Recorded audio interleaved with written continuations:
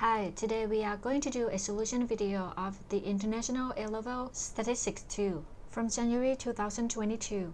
This video is part 1 from 2 parts, and we are going to talk about the solutions from questions 1 to 4. Let's get started. Here's the first problem. A local pottery makes cups. The number of faulty cups made by the pottery in a week follows a Poisson distribution with a mean of 6. So this 6 is a lambda of faulty cups per week. In a random chosen week, the probability that there will be at least x faulty cups made is 0.1528. Find the value of x. Alright, so we're going to find the value of x first. You can see that the problem is talking about the number of faulty cups in a week. So let's define a random variable. So here's problem A. Let x be a random variable of number of faulty cups per week, and the problem gave us this lambda already. So this is a lambda of 6 faulty cups per week too. So x has a Poisson distribution according to the problem, and the lambda has to be 6. That's the distribution of x. And according to this, there will be at least 6 faulty cups. The probability, right? The probability of there will be at least 6 faulty cups. So that means the probability of x greater than or equals x, that is at least x faulty cups, it is 0.1528. That's from the information. And then we have to find this value of x, which is an inverse Poisson. If you want to find an inverse Poisson, we just have to use the table, the Poisson table, to find it. But to find the value from the table, the probability has to be the probability that x is less than or equals something. So we have to adjust this one a little bit. You can draw a number line here. This is x minus 1, and this one is x plus 1. And all of them are whole numbers because Poisson distribution is discrete random variables. In this case, we have the probability of x greater than or equals x, which is this one. And you know that the total probability is 1. If you subtract 1 by this part, it's got to be this part. So this part is called the probability of x less than or equals x minus 1.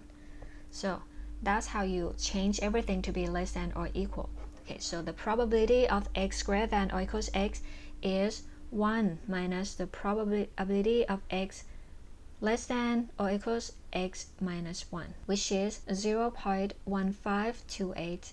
And then we rearrange this one, make this one the subject. So the probability of x less than or equals x minus 1 is 1 minus 0.1528, which is 0.8472. Here is Poisson distribution. And according to this problem, lambda equals 6. So we just have to focus on this column only. And then the probability is 0.8472, which is right here. And the corresponding x for this probability is 8. So now you can see that from the Poisson table. The probability of x less than or equals 8 is 0.8472. That means this one and this one, they have to be the same. So x minus 1 is 8. That means x is 9. That's the value of x. Let's move to part B. Use a normal approximation to find the probability that in 6 randomly chosen weeks, the total number of faulty cups made is fewer than 32. Now we're talking about 6 weeks, so you can define a random variable that is similar to the previous one.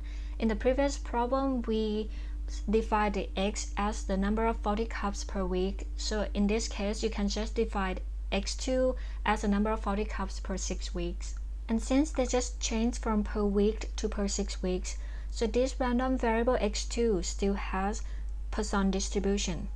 But the lambda is not going to be 6, so we have to find a new lambda. But we know that x2 has Poisson distribution for sure. We just have to find this new lambda. So how can we find a new lambda? According to the information, we know that in 1 week, we have 6 faulty cups. That means in this case, we have 6 weeks, so it is going to be 36 cups. That is a new lambda. The lambda for x2 has to be 36. And what are we going to find? We're going to find the total number of faulty cups made that is fewer than 32. So that means the probability of x2 has to be fewer, which is less than 32. But we're not going to find the probability from x2 directly, because in this case the problem asks us to use the normal approximation. So that is why we just have to define another random variable.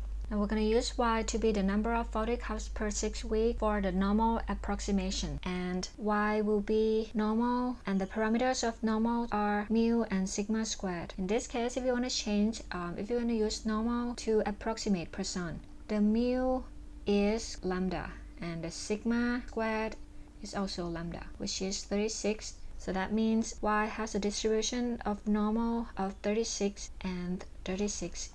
Now let's get back to the original probability that we wanted to find is the probability of x2 less than 32, which can be approximated by the probability of normal approximation, which is y, has to be less than something. In this case, x2 is a discrete random variable, but y is the continuous. So you have to apply continuity correction. How can you find a continuity correction for this problem? Suppose we have this bar as the bar of 31 and 32, 31 and 32, and the less than, see, we have to find a probability that is less than 32. That's from our discrete random variable. But for the continuous random variable, the region starts here, which is 31.5. When you have x2, which is a discrete random variable that is less than 32, when you apply a continuity correction, it has to be y less than 31.5. So this is 31.5. And then you change it to the standard normal, which is z. This one equals the probability of z less than 31.5 minus mu, which is 36, and divide by sigma, which is square root 36. Ended up, this one is going to be the probability of z less than negative 0.75. Suppose this is the bell curve, and this is when z equals to 0. And this is the thing we have to find. This is z equals negative 0.75. And the less than, it means the area on the left. You can use a calculator to find this probability. So the left hand side is defined as negative infinity. The lower bound in this case has to be negative infinity, but when you put the lower bound into a calculator, it has to be negative 9 times 10 to the power of 99. That represents negative infinity. Up to the upper bound, which is negative 0.75. And since this one, in this case, you change the random variable into z, which is a standard normal. So the standard normal itself, it has the distribution of normal, the mu is 0, and the sigma squared is 1. So the mu in this case is going to be 0, and the sigma is going to be 1. So the output in this case will be 0.226627 something. The probability of x2 less than 32 is approximated to be 0.227 for 3 significant figures. Here comes to the last part of the first question. A week is called a poor week if at least x faulty cups are made, where x is the value found in part A. Find the probability that in 50 randomly chosen weeks, more than one is a poor week. So according to this problem and what we found in part A, poor week means you have at least 9 faulty cups, which is x greater than or equals 9. That is the poor week. And then find the probability in 50 chosen week. The probability in this case, it has to be like more than 1 week that you have poor week. So imagine that you just have weeks, like this is week 1 and week 2, week number 3, and so on until you've reached week number 50. And in this case, in each week, you consider one thing, if it is a poor week or not. Poor week or not a poor week. And then in the next week, you consider the same thing, poor week or not. The third week, you do the same. Up until week 50, you can see that each week you have the 2 possible outcomes, which are being a poor week or not being a poor week. And each week is independent to each other. Just because that this week is a poor week, it doesn't mean the next week is also a poor week too. So now you can see that every week is independent, and in every week you have just the 2 outcomes. And in every week you do exactly the same thing over and over for a limited amount of times, which is 50 times in this case. So the whole thing, the whole situation in this problem is about the binomial distribution. Okay, so first we just have to define the random variable for this binomial distribution. And obviously it has to be the number of weeks, right? So let W be the number of poor weeks. So within 50 weeks, you can have 0, 1, 2, 3, or up until 50 poor weeks. Now after we've got the random variable, we just have to define the distribution, which we already know that the distribution in this case is the binomial. So W has binomial of n. The total number of experiments, or the total number of trials in this case, is 50. So this is 50. And the probability right here, it has to be the probability of poor week, which we already know that to have the poor week, that means you have to have the probability of x greater than or equals 9. We already know that the probability is already given in the question, which is 0.1528. So that's the distribution for W. Let's talk about the probability. In this case, we just have to find a probability that is more than 1 is a poor week. That means we have to find a probability of W is greater than 1. This probability is just a discrete random variable, so you can't use just the greater than, alright? So we just have to change it to be less than or equal. So this one, if you have like greater than 1, so 1 is here. This is 0, this is 2, blah blah. So if it's greater than 1, that means it's in this way. So this is the total. The total probability is 1, so you can just subtract this part from the total probability. So in this part is the probability of W less than or equals 1. The probability of W is greater than 1 is 1 minus the probability of W less than or equals 1, which is 1 minus. So to find the probability of W less than or equals 1, we just have to use the calculator. Okay, we're going to go to binomial CD and input the following inputs here, which are x, which is 1, and it's 50. P is 0.1528. So the output is 0.002512. We're going to put it back here. It's going to be 0.99748 something, which can be approximated to be 0.997 for 3 significant figures. So the probability of W is greater than 1 is 0.997. Alright, for problem 2, we have the cumulative distribution function of the random variable x. The function is in terms of k's, and k is a positive constant. So in problem A, we have to find, in terms of k, the probability density function of x. So the probability density function of x is small f x, like this. Okay, so we're going to start problem A here. So to find a probability density function, which is a small f, you can find it from the differentiation of the cumulative probability function, which is the big F here. As you can see, we don't have to differentiate the first and the last terms because both of them are constants. If we differentiate them, they're going to be 0 anyway.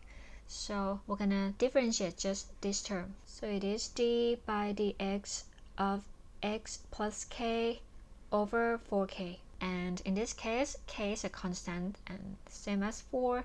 So we can just factorize them out like this, 1 over 4k, and differentiate just the term x plus k.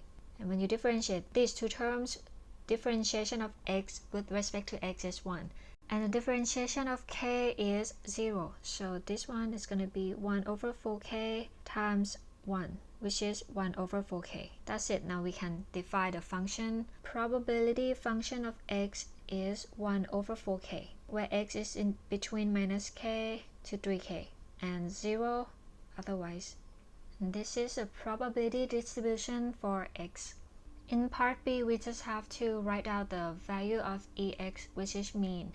And according to this function, the probability density function, you can see that our function is just 1 over 4k, which is just a constant function because k is a constant. That means the fx is the continuous uniform distribution. So when we have the continuous uniform distribution, we can just say that x, which is a random variable, has the uniform distribution, a closed interval from minus k to 3k. That's the distribution for the random variable x. The formula for ex for continuous uniform distribution is a plus b over 2. A in this case is minus k and B is 3k. Ex is going to be minus k plus 3k over 2. 2k over 2, which is k. That's Ex. In problem C, we have to show that the variance of the random variable x is 4 over 3 times k squared. Since we know that the distribution of the random variable x is continuous uniform, here is the formula for finding the variance. Variance x is b minus a squared over 12. So we can find the variance x by using b, since b in this case is 3k, minus a, which is negative k, so we have plus k here, and squared over 12. And we're going to have 4k, all of them squared over 12, which is 16k squared over 12. 4 over 3k squared. That is variance x. Next, we're going to find the value of e of 3x squared. As you can see, 3x squared is something in terms of x.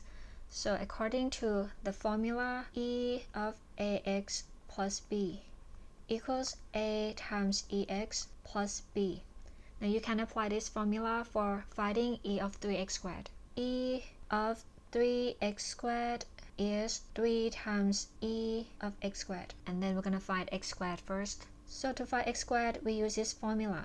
Variance of x equals e of x squared minus ex, and all of them squared.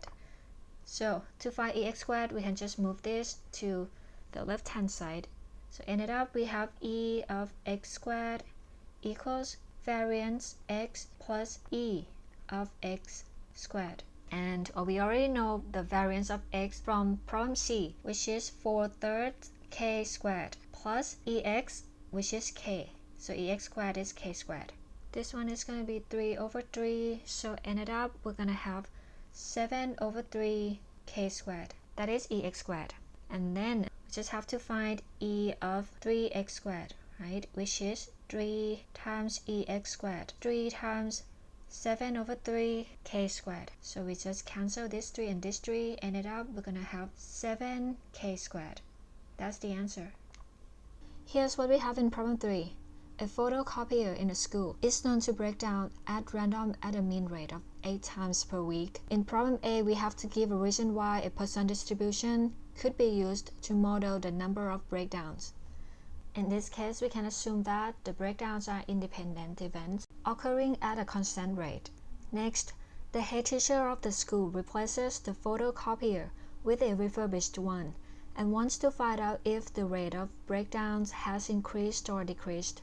Write out the now and alternative hypothesis that the head teacher should use. Well, in this problem, we have Poisson distribution. That means we have to test for lambda. And the rate of breakdowns per week is 8 times per week. So for H0, it has to be lambda equals 8. And in this case, the head teacher wants to find out if the number of breakdowns has increased or decreased. So he just wants to find if it's different from the original or not. So H1 should be lambda not equals 8. Next, the refurbished photocopier was monitored for the first week after it was installed. Use a 5% significance level to find the critical region to test whether the rate of breakdowns has now changed. So first of all, we have to define a random variable. So let x be the number of breakdowns per week, and the distribution of x is Poisson distribution. This one is also per week, and the rate per week is given, which is 8 breakdowns per week. In this case, we have to find the critical region. So x, the random variable x starts from x equals 0, and then x equals 1, and x equals 2, and so on. So we don't know what do we have at the end here. And in this case, we just wanted to know if the rate of breakdowns has been changed. So we can use the hypothesis in problem B, which are H0 is lambda equals 8, and H1 is lambda not equals 8. When you have not equal, that means it is a two-tailed test. And since we have two-tailed test, we have to consider from both ends, which are the lower-tailed and the upper-tailed. And to make it easier, I'm going to draw this diagram, and this is the lower tail, this is the upper tail. Well, in this case, we use 5% significance level, so alpha is 0.05. And that means you split alpha into 2 halves for each end. So for each end, the probability will be 0.025, and this end is also 0.025. And now we have to find the critical values so we can define the critical regions. Let's this one to be C1, and this one is C2. We're going to find C1 first. So we're going to consider the lower tail to find C1. You can see that at this very left end, we start from 0, and then right here at the right end, x is like, it goes to infinity. So for the lower tail, right, you can start considering something around 0. Maybe we can start from 3. Okay, so we choose 3, choose x equals 3 and check it. So to check if 3 is in the critical region, we have to check the left area of 3, if it's less than or greater than the critical region. And in this case, we talk about the critical region at the lower tail, so it has to be the left area. So the left area of 3 is the probability of x less than or equals 3. And then you can use a calculator to check it. I'm going to use Poisson CD. So the probability of x less than or equals 3 is 0.0424, which is still greater than 0.025. That means x equals 3 is outside the critical region because the area on the left of 3 is still greater than or bigger than the area of the critical region. So x equals 3 should be located here. Okay, so the next number that we have to choose, obviously it's not going to be 4, because if you use 4, it's going to be even bigger. So we're going to choose 2 instead. When x equals 2, the probability of x less than or equals 2 is 0.0138, which is less than 0.025. So 2, x equals 2 is here. So 2 is the first number that we found inside the critical region. So we can say that 2 is the critical value. X equals 2 is the critical value. So that means at this lower tail, everything that is less than 2 is inside the critical region. So the critical region is when x is less than or equals 2. Okay, next we're going to find the critical value of the upper tail. Since we have Poisson distribution, we don't know what's at the right end here. But we kind of know that the average or the rate in this case is 8. That means the first half of it, which is 50%, is from 0 to 8. So we could assume that another half of it could be around 8 more, which is around 16. That means we can use a number around 16 to check the probability and see how it goes. So we're going to choose 16, x equals 16. And since this one is the upper tail, so the probability that we have to check is the probability on the right hand side, which is p of x greater than or equals 16, which is, okay, this one is greater than or equal, but right now we're dealing with the discrete random variable, so we have to change the inequality sign to be less than or equal first. So this is 1 minus the probability of x less than or equals 15, and this will be 1 minus 0.9917, which is around 0.008231, which is way less than 0.025. So now we know that 16 is inside the critical region for sure. So next we should check if 15, which is a number before 16. So the probability of x greater than or equals 15 is 1 minus the probability of x less than or equals 14, which is around 0.0173. Still, this one is still less than 0.025, but it's getting closer. It's getting closer to 0.025, so we're going to check the next number, which is x equals 14. X is greater than or equals 14, which is 1 minus the probability of x less than or equals 13. And the answer is 0.0342, which is the first number that we found outside the critical region, because the probability of x greater than or equals 14 is greater than 0.025. Well, if we put it in a diagram, we can see that 14 is out here. This is when x equals 14. And 15 is the first number that we find inside the critical region, that is x equals 15. So now you can see that 15 is the critical value, and the critical region is anything that is greater than 15. And in Poisson distribution, we don't know what is the biggest number for the random variable, so we can just write the critical region is x greater than or equals 15. That's the critical region at the upper tail. So the critical region for this problem is when x is in between 0 and 2, and when x is greater than or equals 15. Now in problem D, we have to find the actual significance level of the test based on the critical region from part C. From part C, the actual critical region is from when x is less than or equals 2, which is this part, and when x is greater than 15, which is this part. So to find the actual significance level, you can just add the probability of these two regions together. The probability of x less than or equals 2 is 0.0138, and add with the probability of x is greater than or equals 15, which is 0.0173. And the answer is 0.0311. This is the actual significance level. The next question is, during the first week after it was installed, there were 4 breakdowns. Comment on this finding in the light of the critical region found in part C. From part C, we know that the critical region starts from x is less than 2 and x is greater than 15. We have x equals 4 in this case because we have 4 breakdowns, and we can see that 2, which is the critical value, is right here. So 4 should be located here. This is an x equals 4. You can see that 4 is outside the critical region. So what can we comment is 4 is not in the critical region. That means we accept H0 at 5% significance level. And what does it mean? Well, in the first place, we wanted to know if the rate of the breakdown has been changed. And now you can see that we accept H0.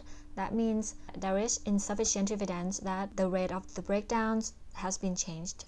So we can just write that down. In question 4, the continuous random variable x has a probability density function given by this one. We have 3 intervals, and each function is in terms of k and x. K is a positive constant. Alright, so we're going to draw the axis first. This is fx, this is x. First interval is from 1 to 3, and then from 3 to 6, and from 6 to 10. Before 1 is 0, and after 10 is also 0. Now let's see in the first function. The first function, 1/2 times k times x minus 1. This function is a linear function. So your graph, when you sketch graph, is going to be a straight line. And it starts from x equals 1 to 3. We're going to find the values of this function when x equals 1 first. So we substitute it in. So we can substitute it in here. When x equals 1, y will be 1/2 times k times 1 minus 1. We just substitute 1 into x. This one will be 0. So y is going to be 0 in this case. The first point is right here. Now let's see when x equals 3. The value of y, or fx, is 1/2 k times 3 minus 1, which is 1/2 times k times 2. Which is just k. So when x is 3, the function is k. Okay, so maybe we put k right here. This is k. X is 3, fx is k, is right here. So you plot it here, this point. You know that this is a linear function. So from 1 to 3, it just have to be a straight line. So you draw a straight line from here to here. Now let's move to the next function.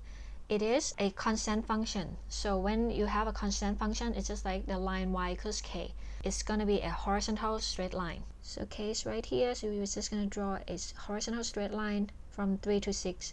Last one, okay, we have 1/4 times k times 10 minus x. Again, this one is also a linear function. So your graph is going to be a straight line. And then we can just substitute 6 and then substitute 10 to see the values of y. Okay, so when x equals 6, y will be 1/4 k times 10 minus 6, which is just k. So when x is 6, y is k, right here. And another point, when x equals 10, y is going to be 1/4 times k and 10 minus 10, right, which is 0. So at x equals 10, the function will be 0, which is this point, and then now you can draw, you can connect the 2 points here, and that's the graph of fx for all values of x. Problem B show that k is 1 over 6. To show k is 1 over 6, we just use the total probability, because we know that the total probability is 1, and you can find the total probability from the total area under graph here, which is a trapezium. Area of a trapezium is 1/2 times the sum of parallel sides, which are this one and this one. For the below one, from 1 to 10, the distance from 1 to 10 is 9, and the distance from 3 to 6 is 3. These are the parallel sides, so you can just add them, 3 plus 9. And then times the height. So the height of this trapezium is from 0 to here, which is k. So you can just multiply by k. That's the total area. And the total area is the total probability. So it is 1. You can see that 1/2 times 12k is 1. And 6k is 1, so k is 1 over 6. That's it.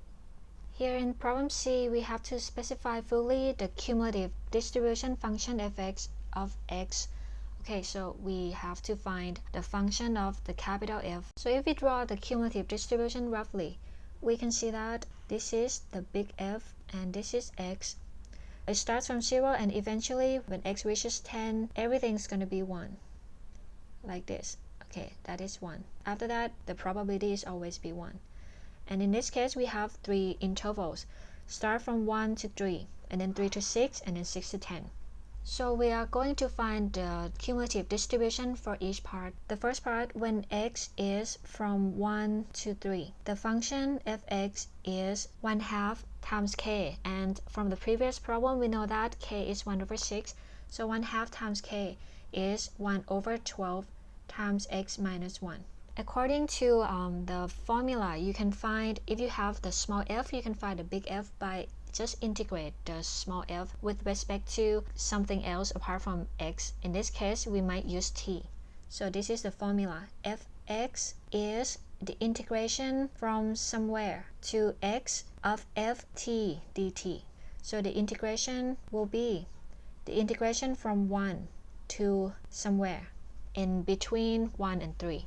We have fx, but we can change it to ft. It is going to be 1 over 12 times t minus 1. That's ft. Okay, so we can use ft 1 over 12 times t minus 1 dt here. And then we can start the integration here. 1 over 12 integration t minus 1 dt. We can just factorize 1 over 12 first, because it's just a constant. And now we can start to integrate this term. So it's going to be t squared over 2 minus t. And we put the upper and lower limits in here.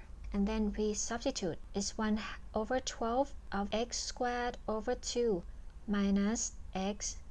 That's the first substitution. And then subtract 1 squared over 2 minus 1. That's the second substitution. And it's going to be 1 over 12 times x squared over 2 minus x, positive 1/2 here. And then we can distribute 1 over 12 into each term in the bracket, right? So this one is going to be x squared over 24 minus x over 12 plus 1 over 24. That's the fx when x is in between 1 and 3. Now the second interval, when x is between 3 and 6, function is fx equals k. Okay, to find the cumulative probability, you have to integrate from 3 to some value between 3 and 6 of ft dt. But when you start from 3, that means you start right here to somewhere in between 3 and x. So if you start from 3, it's not a cumulative probability, because the real cumulative probability, it starts from 1. You have to start from the very beginning. So in this case, before you find the cumulative probability from this interval, you have to find the entire of cumulative probability from the previous interval, which is the interval 1 to 3. That part. The cumulative probability from 1 to 3 is f3. And from the previous calculation, we know the cumulative probability from the interval 1 to 3. So we can find f3 here. f3 is 3 squared over 24 minus 3 over 12 plus 1 over 24. The answer is 1 over 6. So we put the notation first, f3. We're going to add f3 here. f3 is 1 over 6 plus the integration from 3 to x of ft. Okay, in this case, fx equals k, and k is a constant. That means ft is also k. And from question B, we know that k equals 1 over 6, so we're going to change this one to 1 over 6. That is ft. So we integrate 1 over 6 dt, which is 1 over 6 plus 1 over 6 t, and put the upper and lower limits here. This one will be 1 over 6 plus 1 over 6 x minus 1 over 6 times 3, which is 1 over 6 plus 1 over 6 x minus 1 half, which is 1 over 6 x minus 1 over 3. So that's the cumulative probability when x is in between 3 and 6. Now we're going to move to the next interval when x is between 6 and 10. In this interval, fx is 1 over 4k times 10 minus x. K is 1 over 6. This is going to be 1 over 24 times 10 minus x. And fx in this case is the integration from 6 to somewhere of ft dt. And again, since this one is a third interval, we have to add the previous cumulative frequency. So the previous cumulative frequency is f6. So f6, we can find f6 from the previous calculation, which is here, this one. Okay, so f6 is 1 over 6 times 6 minus 1/3, which is 2/3. That is f6. So we're going to put it right here, is 2/3 plus the integration from 6 to x ft. Okay, this is fx, so that means ft is 1 over 24, 10 minus t. That is ft. So we can write it here, 1 over 24 times 10 minus t dt. And we can start to integrate. 2/3 plus, okay, 1 over 24, we're going to bring it out here, and 6x 10 minus t dt, which is 2/3 plus 1 over 24. Okay, we're going to start to integrate this function. Integration of 10 is 10t minus t squared over 2. And we put 6 and x here. We're going to start a substitution.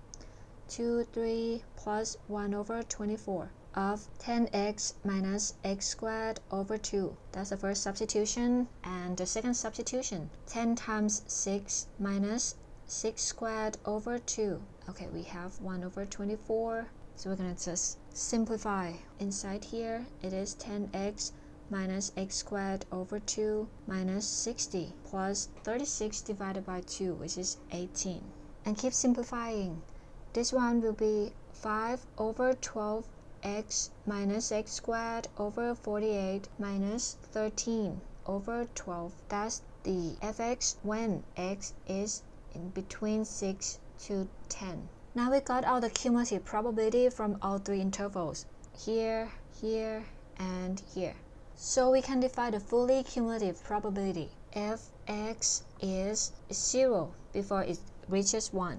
So 0 when x is less than 1. And then from 1 to 3, fx is x squared over 24 minus x over 12 plus 1 over 24 when x is in between 1 and 3. And then the next one, fx is 1 over 6x minus 1/3 when x is in between 3 and 6. The next one is 5 over 12x minus x squared over 48 minus 13 over 12 when x is in between 6 and 10. And the last one, after the whole thing, the cumulative probability will be 1 when x is greater than 10. That's the cumulative probability function. Alright, here's come to the next one. Given that ex equals 61 over 12, find the probability that x is greater than ex. Okay, so that means we have to find the probability that x is greater than 61 over 12. Well, 61 over 12 is around 5.08 something. the cumulative probability function starts from 1, this is 3, this is 6, and this is 10. Here is 1, fx, and this is x. We want to find from 5 point something. We need to find this probability. That means we can find f of 61 over 12. We're going to find the cumulative probability up until 61 over 12. And we're going to subtract it from 1 because the total probability is 1. This one will be 1 minus f 61 over 12. And since we know that 61 over 12, which is 5.08, is in between 3 to 6, so we're going to use this function. So this is 1 minus 1 over 6 of x, which is 61 over 12, and then minus 1/3, which is 1 minus 37 over 72, and is subtracted from 1. So it's going to be 0.48611. We're going to make it to 3 significant figures, so it is 0.486. That's the answer. Okay, the last of this question. Describe the skewness of the distribution, giving a reason for your answer. Okay, so from the previous problem, we know that the mean is 61 over 12, which is around here. Ex is 61 over 12, and the probability, like from here to here, is 0.486, right? That means the probability from here to here is 0.51388 ... and this one is 0.486. Now, from the very beginning up to the mean, the probability is 0.51388. Okay, now let's talk about the median. Well, the median is when the cumulative frequency is exactly 0.5. You can locate 0.5 here, right here. That's the median. When fx is 0.5. Now you can see from this diagram, the median is lower than the mean. So when the mean is greater than the median, the skew is positive. So for this distribution, it's positive skew. So you can just write down the answer, positive skew, because the mean is greater than the median. That's it.